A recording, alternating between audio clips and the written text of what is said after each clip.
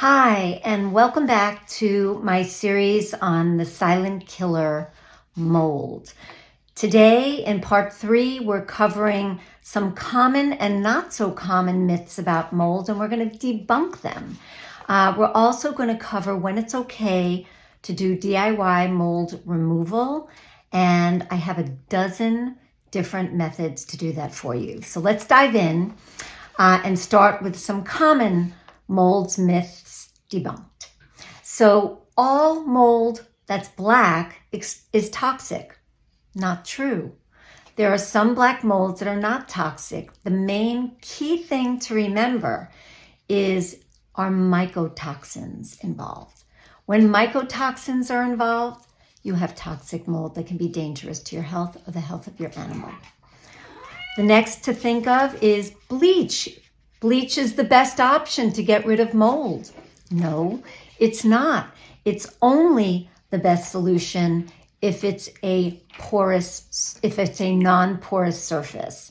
So tiles, things that, are not like drywall or grout or things that are porous. Because what happens with bleach is its very molecular structure doesn't allow it to get into porous surfaces. But what does get in there is the moisture that you mix the bleach with.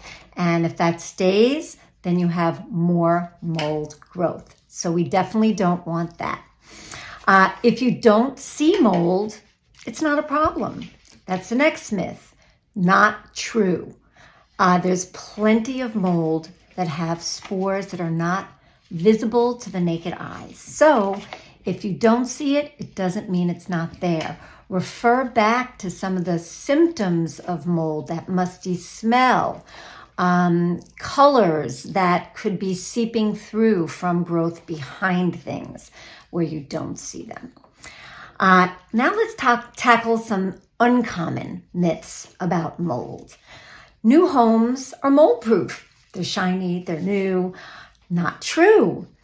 Let's say a home has a delay in building and the building materials get wet and they're not properly, thoroughly dried out before going into your new home. Mold can start growing. Remember, mold spores can start growing within 24 hours. Painting over mold solves the problem. You're painting it in, you're sealing it in. Not true. While you may be sealing that area in, mold grows proliferally all over. So eventually it's going to turn up in a place in your home where it can get into the air that you breathe. Mold only grows in humid climates. Not true. It grows where there's moisture. Even in arid climates, there might be a leak. There might be a spill that was not cleaned up properly, and so mold starts to grow. It's not just in moist climates. And dehumidifiers alone will solve my problem. I'll buy one off of Amazon, I'll set it up, and I'll be good to go. No, dehumidifiers can help with pulling moisture from the air, but mold that's already growing behind things, that's still going to be a problem. So these are some of the common and not so common myths about mold that I'm hoping we're debunking here today. Now let's go into ways to actually clean up mold and when it's okay to do it by yourself. So the main thing about when it's more okay to do it by yourself is the area that it covers. If it's 10 square feet or less, then it's generally okay to clean up on your own. So large bath towel, very large bath towel. Figure out what 10 square feet might be and then see if this fits the bill in your house. Size does matter. Also consider, is the mold near an HVAC system? If it's near an HVAC system, that means it could have gotten in behind walls and become a bigger problem that you may not see. And so maybe it's best to call a professional in and get an assessment. So let's talk about how it's safe to tackle mold so that you don't put yourself or your pets at risk. So one is protect yourself. Goggles N95 mask, gloves. You want to protect yourself from any spores that may be released and you could possibly inhale. And get your animals out of the way, out of the room, out of the area.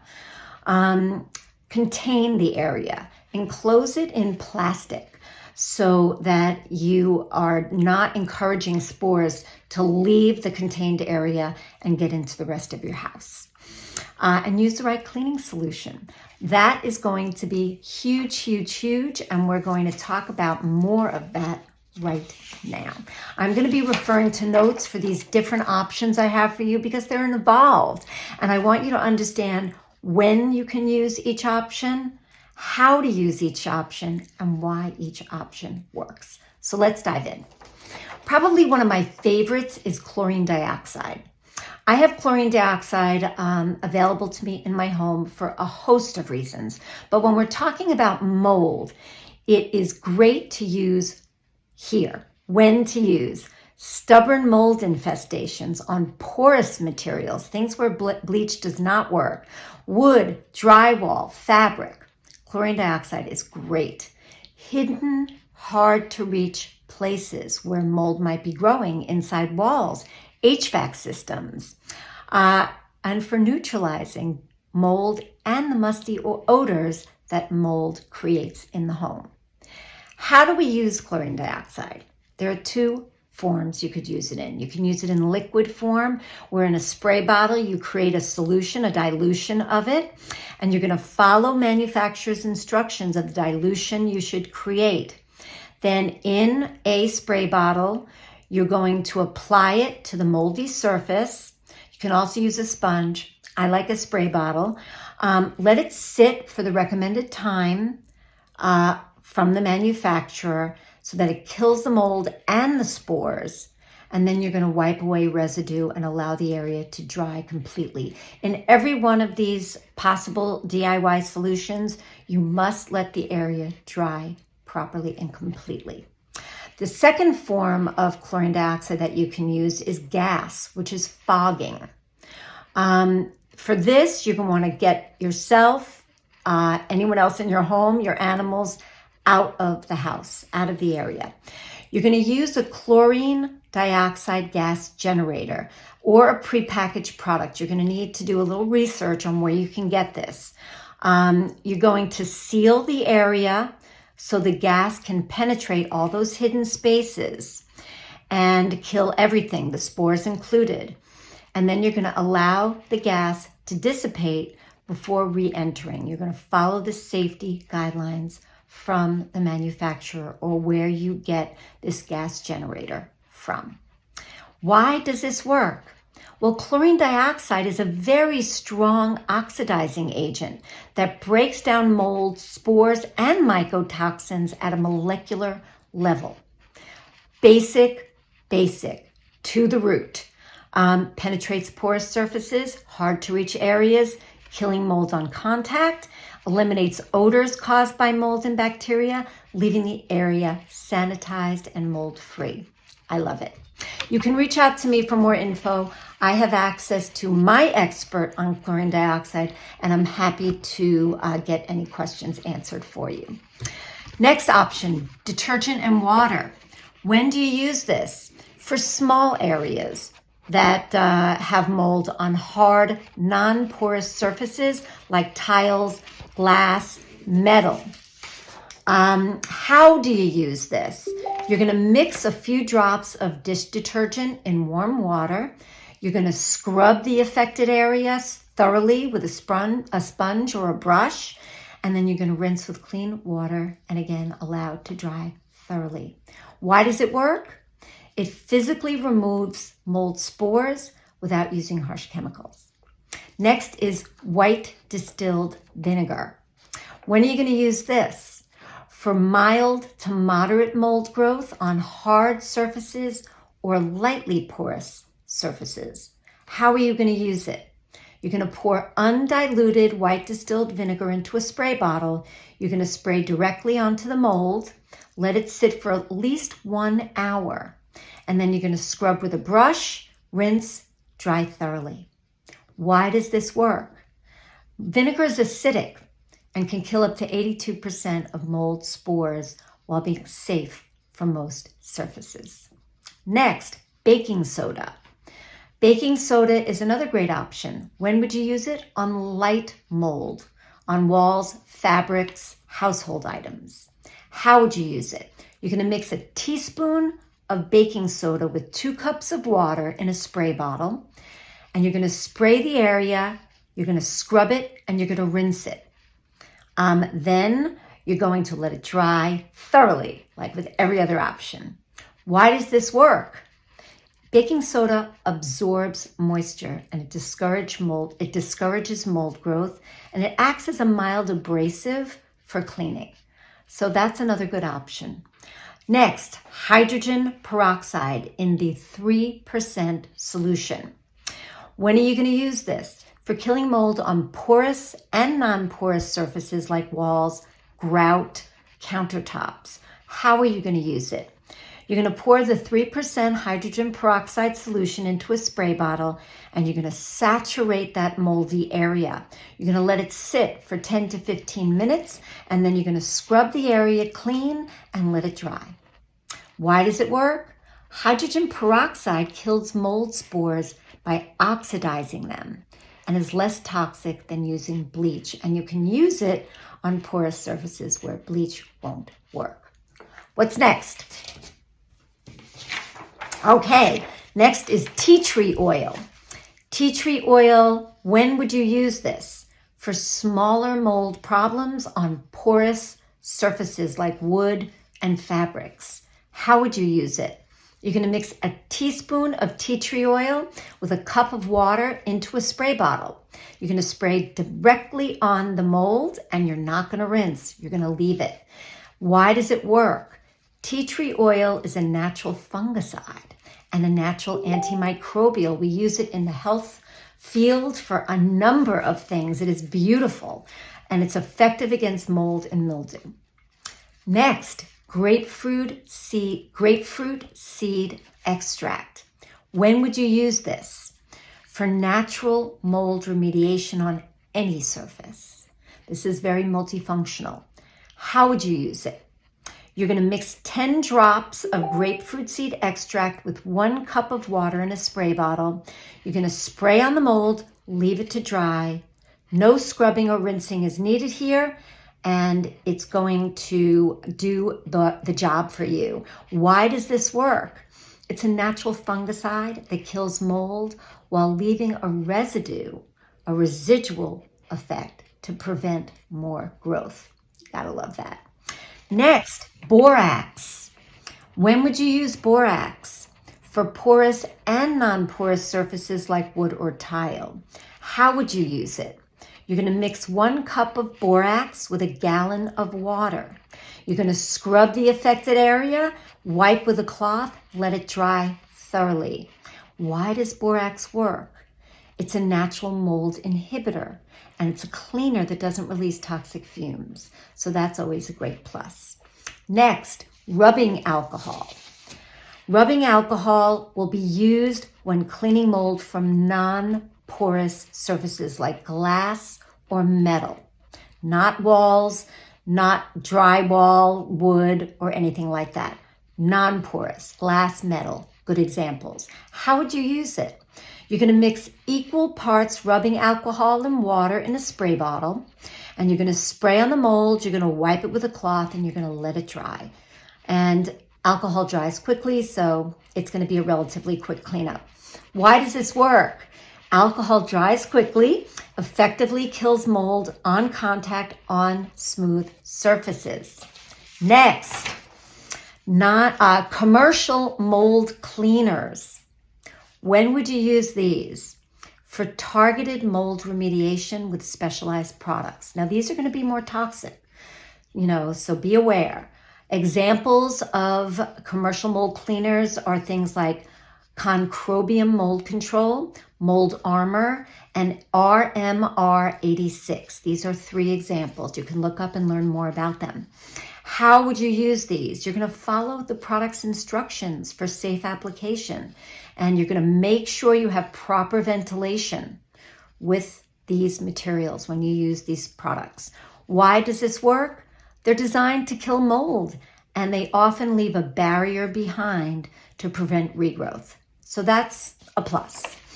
Number 11, soap and ammonia mixture. Now, there's something very important to know about using this. So first, when would you use it? For stubborn mold stains on non-porous surfaces like tiles, things like that. How would you use this? You're going to mix 1 cup of ammonia with 1 gallon of water. You're going to apply to the moldy surface. You're going to scrub it, and then you're going to rinse it thoroughly. Caution, and a big caution. Never, ever mix ammonia with bleach, as it releases toxic fumes immediately on contact with each other. And that is incredibly dangerous. Never mix ammonia with bleach. Next and last, portable ozone machines. I use this in my house. It can be a very effective way to address certain types of mold that are airborne, but there are limitations, there are safety precautions, so here's a breakdown. When would you use a portable ozone machine? For airborne mold spores.